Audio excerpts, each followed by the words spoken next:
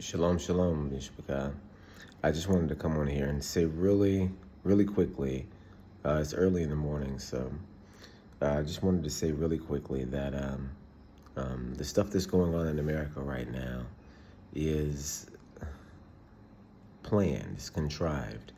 Every single thing that you see in the news is a story, is a talking point. It follows along with the narrative and the political platform that we see before us, right? We see that you've got liberalism versus conservatism, and the major talking points of liberalism is black equality, um, gender equality, sexual equality, and guns, right? And so on the other side, you have racial stratification. On the other side, you have gender stratification, and then you have also sexual stratification as well. And then pro-guns, it's the absolute opposite, right? So when we see these crimes happening in the media, in the public spotlight, we can think of them in one of two ways. We can think of them, or actually we can think of them in one way, because that's the way that they're reported. Like this incident where the homeless man was killed, in a chokehold in front of, was he on the subway? In front of, all these people on the subway, and someone takes video. This man is just killed right in front of everybody in a chokehold. Very similar to George Floyd, right? Very similar to George Floyd. I'm sorry it's dark in here, you guys. Can you guys still see me? Yeah. And so it's very similar to George Floyd. So you have to automatically start to look at the situation, with suspicious eyes, because we know what happened with George Floyd. And now, maybe we don't know what happened with George Floyd. I know a lot of people are under, again, the same auspice that this was a natural, organic event, that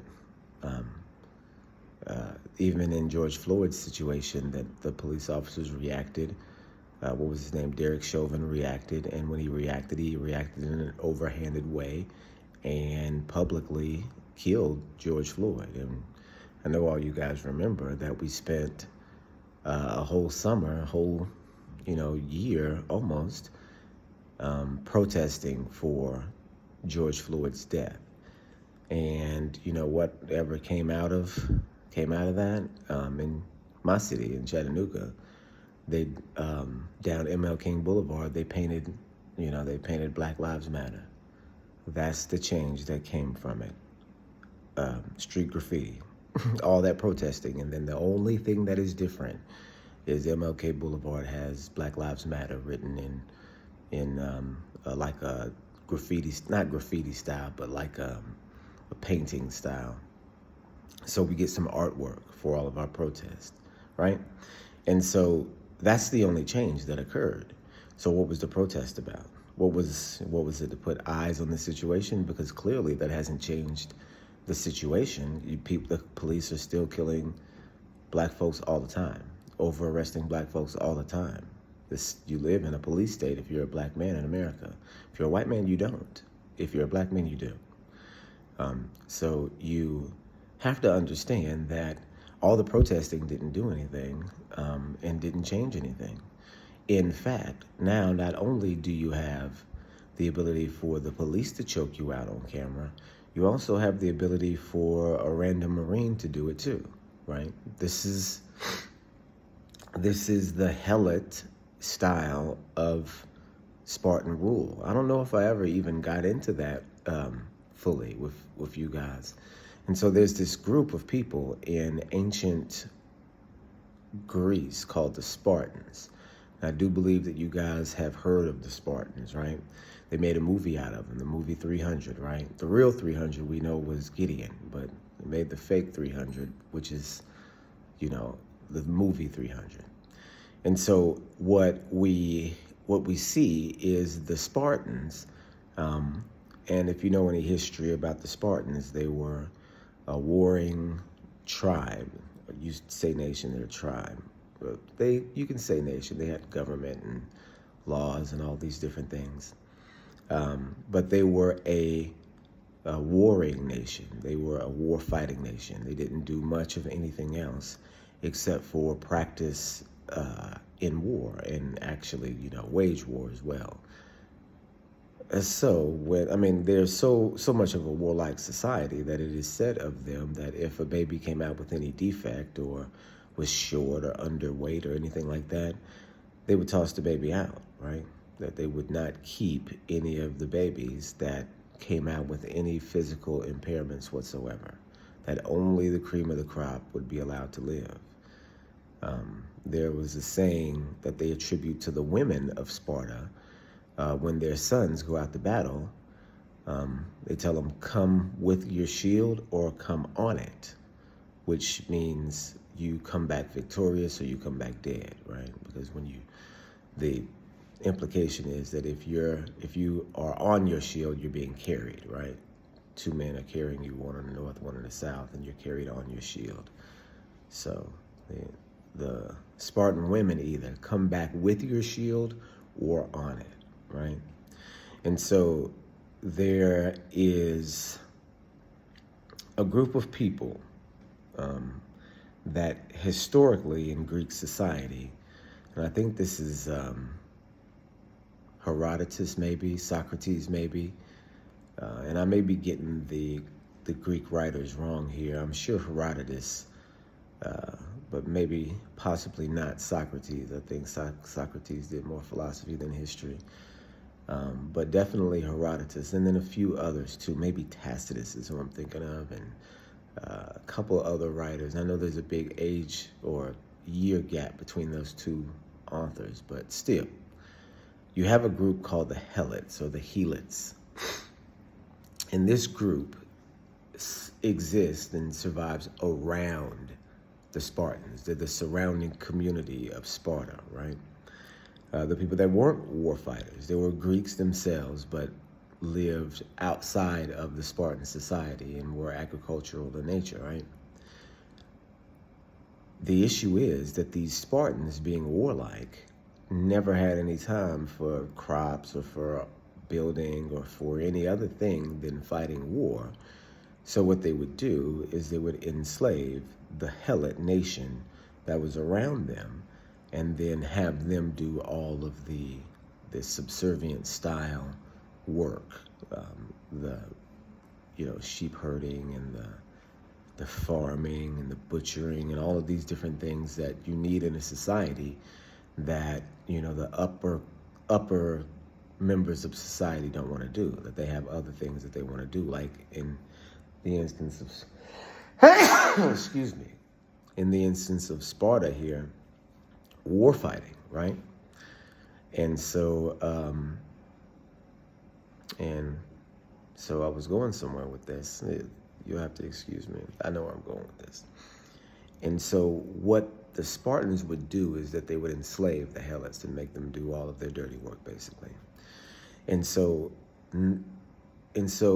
the Spartans realized one day that they depended upon their slaves for the survival of their nation, that they could not do and complete their task of going and fighting all of these wars if they didn't have the support at home in order to run their society.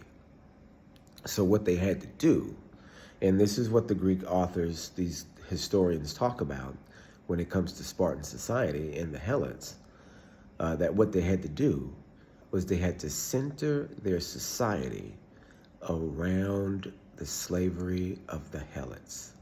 That everything that Sparta did domestically was in subjugation of that surrounding Helot nation. And I do believe the surrounding Helot nation outnumbered the Spartans. So these were people that if they, gathered themselves together, that they would come and raise up over the Spartans. but there was a reason why they didn't, right? And so check this out. What the Spartans did was they made every institution. Now I have to explain the situation. In Spartan society, you had both. It was like a mix. You had the surrounding outer places that the Helots lived, and then you had the cities where the Spartans lived. But in those cities, you had hospitals and, law places and jails and, just the way that the society worked, educational systems that they would all use together.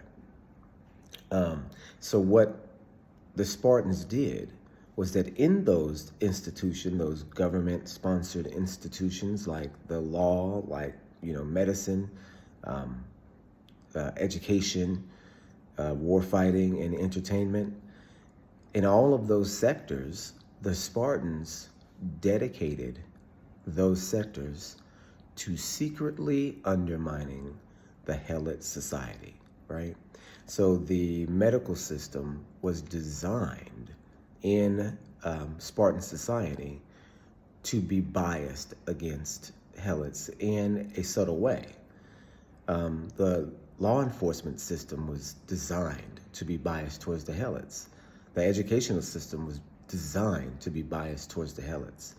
The entertainment industry in Sparta was designed. They had an entertainment industry. They did. They had plays and all sorts of stuff designed to be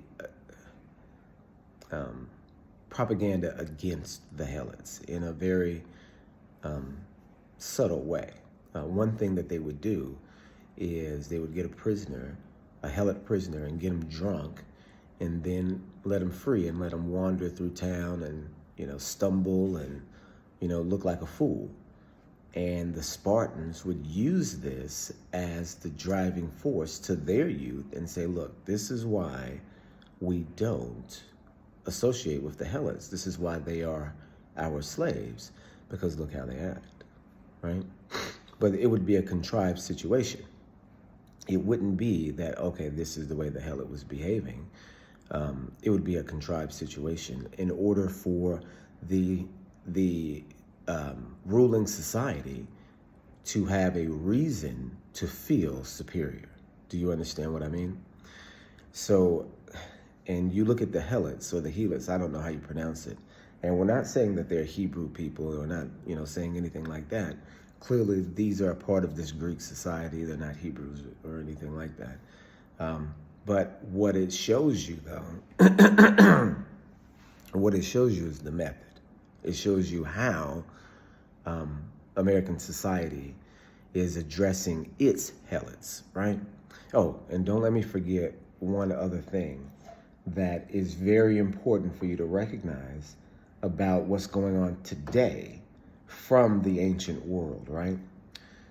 And so one particular school, one particular warrior school, the highest, the most elite warrior school in Spartan society,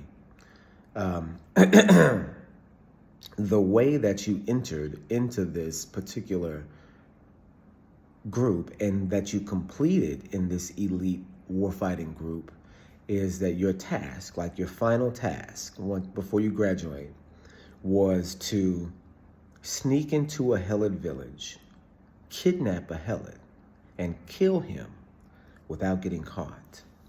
If you were able to accomplish this task without getting caught, then you were promoted to this elite fighting status. And this is a group. This is not like a small special forces platoon or something like that.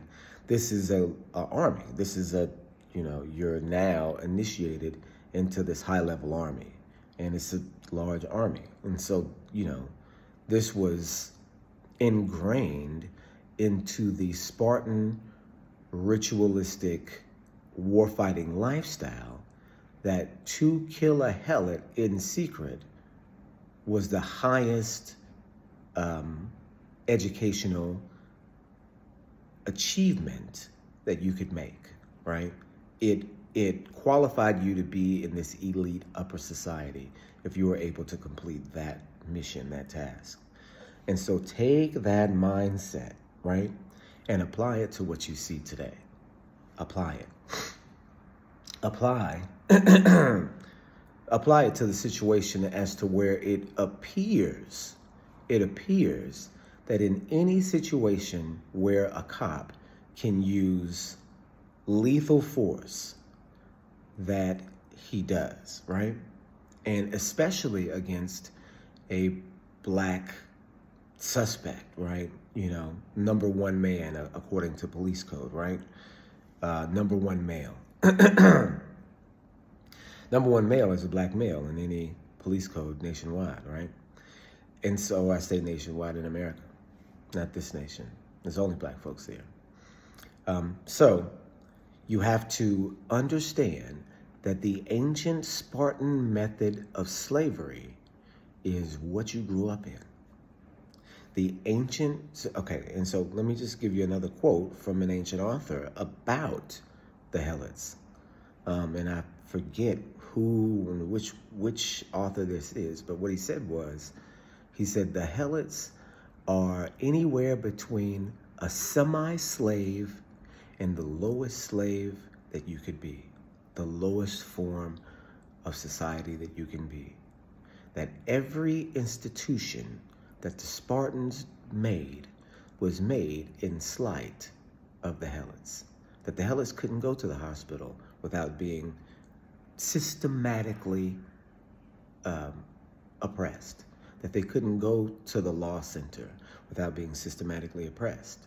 That they couldn't go to any entertainment without being systematically oppressed. Excuse me. Apply that to now, and apply especially the initiation ritual of sneaking into a Helot village and killing one to what you see in the police force in America today, or even in society today. That if you can get away with killing somebody, that if you can get away with killing somebody black, then you should, right? That's what you see, right? You've got people killing black folks that come to their door. You've got police killing black folks for no reason. And now you got black policemen killing black people. And now you even got random soldiers, random ex-soldiers that are able to just kill black folks on the street and nothing happened. Right? No investigation, no nothing. It's because they are being initiated, that they're taking the opportunity. They're taking the opportunity to sneak into the village and kill a Helot. That's what they're doing. You have to understand that because it happens so often, because there's no remorse or because there's no fear, because it has become a part of American culture. Police brutality is American culture. Police brutality against black folks is American culture. Right? It was also Spartan culture against the Helots. Right? And so and I've kind of gone a long way to get to this point, but I want to explain to you, excuse me if I had a crumb on the side of my mouth, I want to explain to you what you're seeing, right? You're seeing in George Floyd and in Jordan Neely, excuse me if I get his name wrong, what you're seeing is the contrived situational propaganda that is being used to instill in black Americans a sense of fear, and in white Americans a sense of dominance, right? Because you've got to kill one of your slaves every so often in order for people to remember that they're slaves, right? And you've got to do it publicly, right? You've got to do that as a slaveholding nation, just to reinforce dominance. That's the psychology of what we see. And so you look at with George Floyd, and I don't know if I've gone over this on video yet, but I'm at 19 minutes now. Might as well go ahead and do it. Shabbat Shalom, matter of fact, you guys. But if you guys don't know already, And please don't be upset with me for saying this, but George Floyd was a hoax. You'll have to forgive my uh, Republican pro-Trump talking points here. And I'm not Republican. I'm not pro-Trump. I'm not political whatsoever. I'm not pro-Democrat. I'm not pro-nothing. I believe that the American political system is witchcraft, meant to brainwash people and divide them into fighting one another while the government kills them, right? And so, that out of the way, both sides have a little bit of the truth, right? You'll have a little bit of the truth on the Democrat side and a little bit of the truth on the Republican side. So the Republicans have been saying, the pro-Trump folks have been saying that George Floyd was a hoax, that George Floyd died of an overdose. And it's true.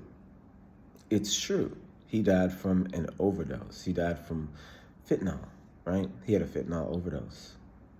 He had more fentanyl in his system than is allowed for you to live, right? That's how he died. No matter what we saw, that's how he died. And so, do we know George Floyd to be a drug abuser? Well, not necessarily, maybe so, but not abusive to the extent that he has that sort of problem that he's going to overdose, right? So what we know for a fact, you guys, is that George Floyd was poisoned. George Floyd was poisoned. He wasn't strangled, he was poisoned.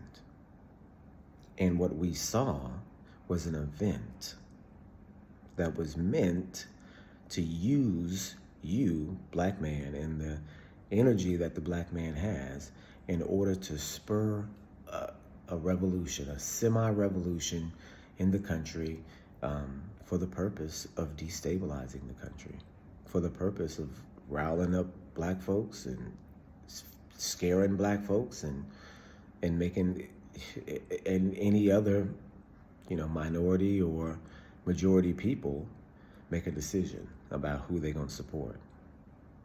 Do you see what I mean? Do you see how our people are used? You see how our people are manipulated into manipulating other people? You see the type of power that we possess that other people are using, and we don't know it, right? And so we know for a fact that the George Floyd situation, that of course George Floyd actually died, right? He's dead. But it's a hoax in the sense that it was staged, right? It's not what it appeared to be. It wasn't a random police officer. It wasn't a random man. And it wasn't, this random police officer, using excessive force to kill this random man. Even though we see that happening all the time, in this situation, that's not what happened. And people would say, well, why would they do it like this? Why would they just not wait for one of these other situations? Because they want to control the situation. They don't want any loose ends to try to, veer people this way or veer people that way. No, they want to control the entire situation. They want to control the family. They want to control the police. They want to control all of it. It has to be on camera in a certain way. So they played it like a movie where someone actually dies in a movie. Right? They planned the whole thing, right? This is how we know they planned the whole thing, because Derek Chauvin and George Floyd knew each other. They knew each other for 20 years. Derek Chauvin, who supposedly killed George Floyd, worked with George Floyd in the same club on the same nights, doing the same job for 20 years. They did security at this club on Tuesday and Tuesday and Thursday, or special nights where these special events were being held at this club, and they worked security. They worked together for 20 years. And you mean to tell me you work the same night as someone, doing the same job as someone, in the same club as someone, and you don't know them? And they come and kill you? Right? And so here's the thing. People will say, well, why didn't George Floyd scream out, hey, I know you. Hey, you my buddy. I've seen you at the club for 20 years. We're buddies. Why are you treating me like this, right? Well, that's a good question. And here's the crazy part. Here's the part that's really, really crazy, you guys. George Floyd was in on it too. He was in on it. He probably just didn't know he was going to die, right? He was in on it. He was acting in the situation. He was acting. And next thing you know, he was dead. He was poisoned and killed. We don't know when he was poisoned. We don't know what happened or, the circumstances behind it. But we do know the facts. Fact one, George Floyd had too much fentanyl in his system to survive. Fact two, George Floyd and Derek Chauvin secretly knew each other. Those are facts. And so you have to, from those two facts, deduce what happened. And the only logical deduction is that it was staged. You have to understand that there's a realm of psychology that is a secret realm of psychology that does experiments on people and all sorts of stuff. You have to look up Dr. Ewan Cameron in Canada, which is funded by American, interests, but operated in Canada. Ewan Cameron, E-W-E-N Cameron. Famous psychologist, famous torture psychologist, mind psychologist, what they used to get away with back in the day in Canada. I think this is 60s, 70s, 80s. Lasted a long time. It was just a torture program, right? So what they do with these, psychological tests is sometimes they'll take a patient and run them through a series of tests in which the test will be terminal. There's a style of psychological test where the subject dies at the end. You look this stuff up. This is all common knowledge. It's called a terminal experiment or there's some sort of phrasing for it. I can't remember the term that they use. But in this experiment, the subject that they're experimenting on dies at the end. Whether he's, of course, they don't know that they're going to die at the end, right? But the test subject dies at the end. We know in science all the time with lab rats and all that subjects die. When they're testing vaccines or whatever they're doing, that subjects die, right? But what we didn't know is that in psychological tests that they have the same style of procedure, where they have a terminal experiment where the patient, the subject, will not survive the experiment, right? And so you look at that and then look at what you see in George Floyd and say, geez, this was a propaganda style of event where one of the willing participants wasn't given all the information of the event and ends up being killed, right? Being killed. You could have even, and if you go into speculation and, even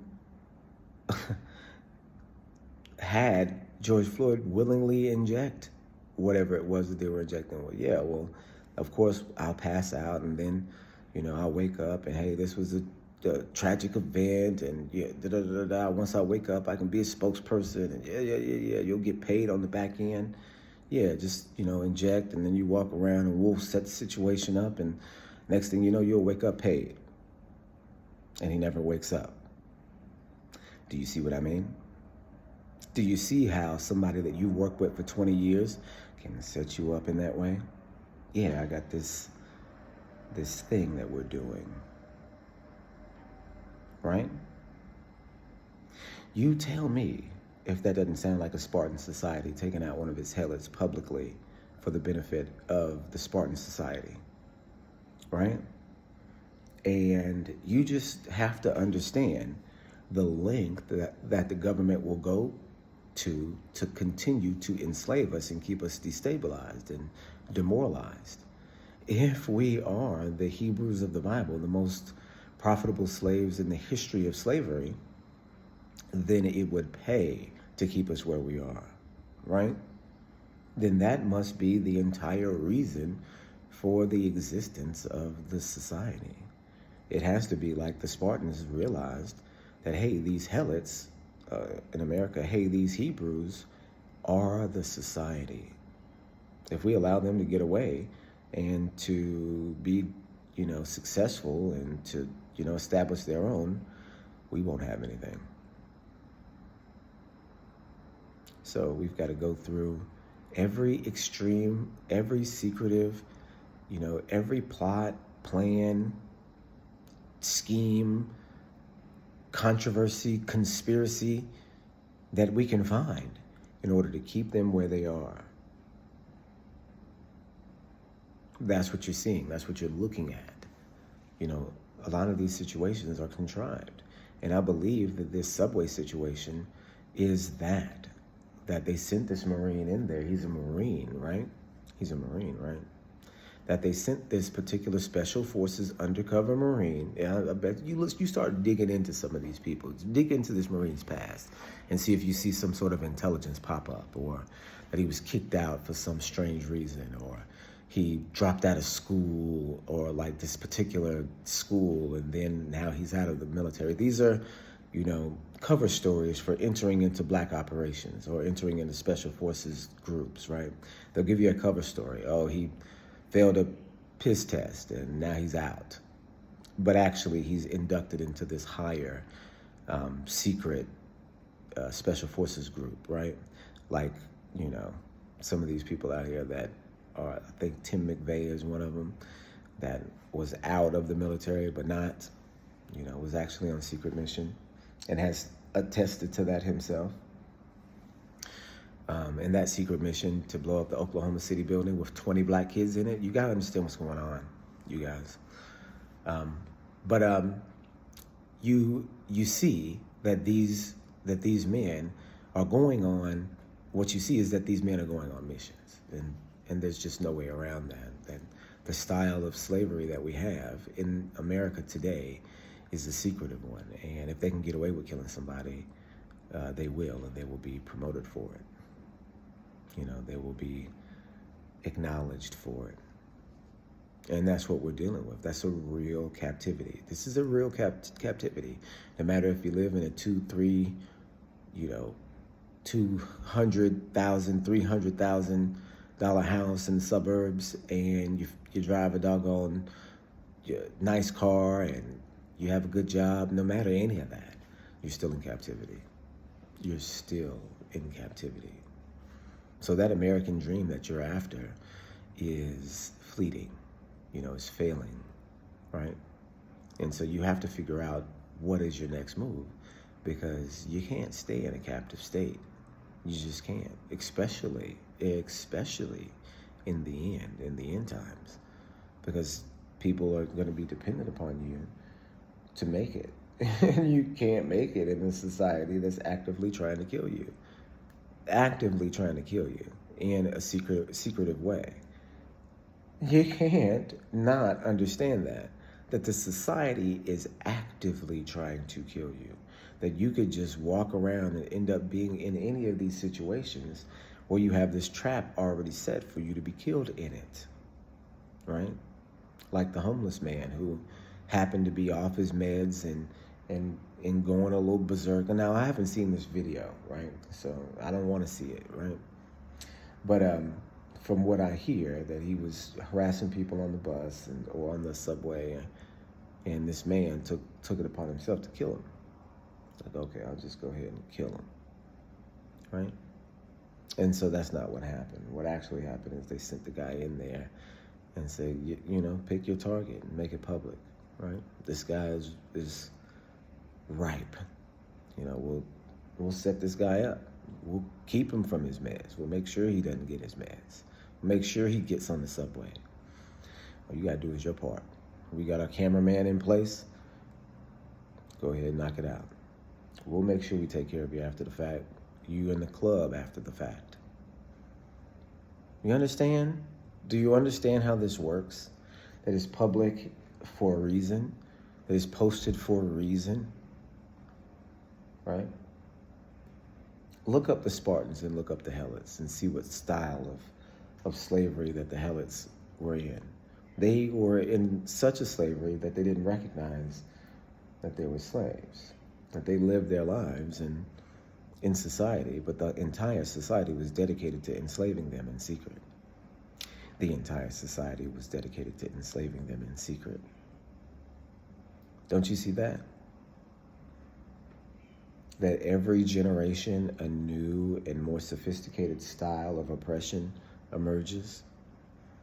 That Jim Crow wasn't the last relic of a society trying to oppress a people group. You know, Jim Crow was in the 20s. It's in not the 1920s. It's now the 2020s. It's 100 years later. Do you think that they will be more sophisticated in ways of oppression? Do you think that they would have been able to formulate a way to have us oppress ourselves, right? Are we oppressing ourselves in America too? You know, along with all the other things that are going on, have we been programmed to oppress ourselves? Right? And is this how they do it with these operations, these undercover black operations? Is this the way that it's done? Is this how you brainwash the people? Right? Both parts of the society, the part that considers themselves superior and the part that the superior part considers inferior. Is this how you do it? Is this the type of psychological programming it takes to design a society, the society that we have? Right? And so I guess I started off with one thing that I wanted to talk about and kind of talked about all of them. But it does help for you to recognize where you are in your situation and to have a full view, a full understanding of what it is that America is. That it's, you know, a housing, it's a plantation. There's a giant plantation. Every generation is a plantation. Right? And if you want to live on the plantation, be prepared to go down with the plantation. Okay, you guys? Even if it takes a lot, even if you struggle wherever else you go, it's a good thing. It's a good thing. Do you understand what I mean? Freedom is not going to be easy because you have to do it yourself. You don't have the cookie cutter, oh, I can just do this, and this. You have to do it yourself. You have to design the way that you would like to live, right? In the places where you have the ability to do that, right? The people in the wilderness didn't like that they were setting themselves up instead. I mean, of course, they've got Yah, and they've got Yah leading, but they had to do the things themselves. The structure wasn't already there. They had to put it in place. They had to actually, you know, implement themselves, right? And they ended up not liking that. We want it done for us. We just go back into captivity and eat the things that we're accustomed to eating. And yeah, we work a little bit hard, but it's easier that way. If we have it all just put in our lap like a plantation, right? Okay, I guess that's all I needed this morning. You know, just getting some thoughts out on the situation of the Hebrew man in America. Okay, you guys, Shabbat Shalom.